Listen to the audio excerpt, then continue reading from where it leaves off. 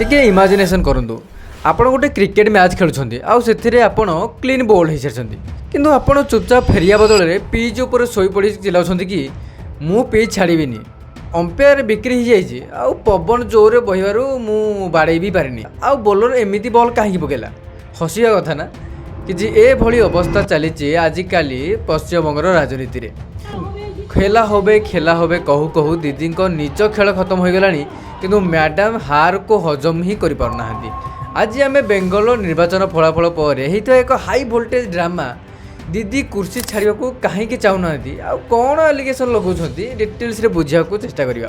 नमस्कार बंधु मैंने मु शिव प्रसाद। बंधु मैंने गणतंत्र एक साधारण नियम जनता जहाँ बाछिबे से शासन करिवो आउ जहाँ प्रत्याख्यान करेंगे से ससम्मान सहित निजर बोरिया बिस्तर पैक करके जीव किंतु एठी दीदी एक संपूर्ण अलग स्क्रिप्ट लिखिथिले। निर्वाचन फलाफल आसिया मात्रे से निजर प्रथम प्रेस कॉन्फ्रेंस रे आसी स्पष्ट भाव में घोषणा कले मु इस्तीफा देबाकू चाहूनी जे आमी की रेजिग्नेशन दिते होबे no not that now also I want to say that we have not we didn't दीदी को स्टैंड अप थिला कि मु तो हारिनी मु ही विजेता किंतु दीदी भूली गले जे देश जिद रे नुहे संविधान रे ही चले। जेते बेले से सीएम पद छाड़ीबा को सफा सफा मना करदेले सेते बेले बाध्य होई राज्यपाल को मैदान को ओल्हेया को पड़िला और राज्यपाल ममता बनर्जी को संपूर्ण मंत्रिमंडल को बरखास्त करदेले।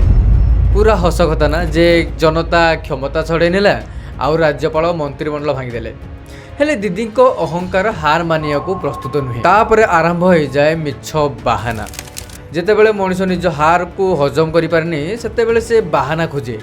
दीदी आउ ताको समर्थक माने बाहानार एक लंबा तालिका प्रस्तुत कर रखिछन्ति। चलतु से बाहाना गुड़ी को लॉजिकली पोस्टमार्टम करिया को चेष्टा करिया।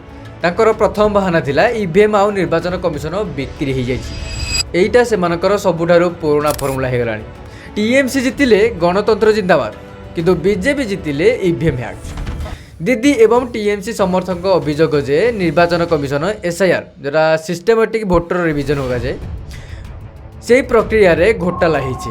आपण सेटा जानिछन्ति भी प्राय 27 लाख भोटर नाम काटी दिया जाइछि जेउथिबाई बीजेपी ही जीतीगला। एटा सेमाने भाबुछन्ति ताले सत्यता कोन आसंतु टिके कैलकुलेशन करिया।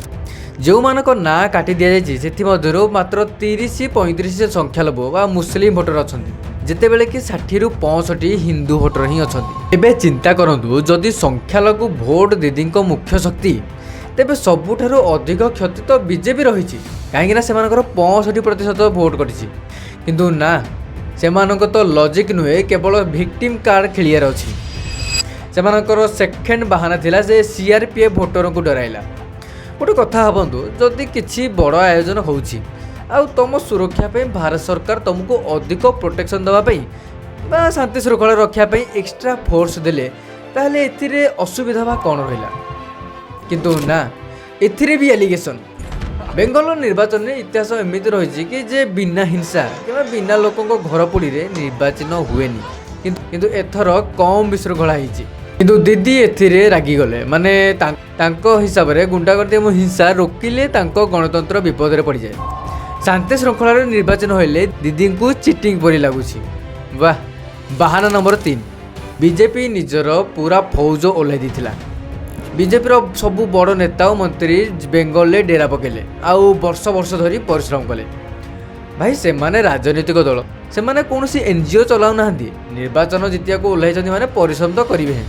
एमानक कांदन ठीक से ही पिला परी जी निजे पाठ पढ़ेनी आउ जते बेले क्लास टॉपर दिन को 10 घंटा पढ़ी परिश्रम करी प्रथम हुए सेते बेले कहे जे एहा चिटी इंडिया एलायंस वाला निज निज भितर लड़ुथि सेमानकु बा किए रोकी दिथिला परिश्रम करिया बे।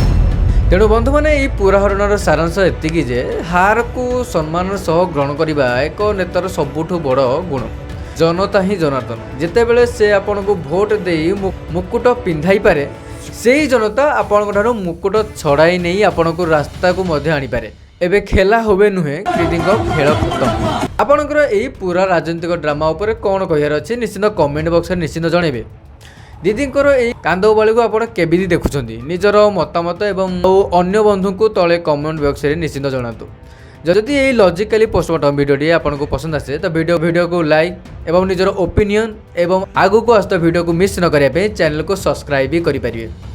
पुणी देखा आगामी वीडियो। जय हिंद।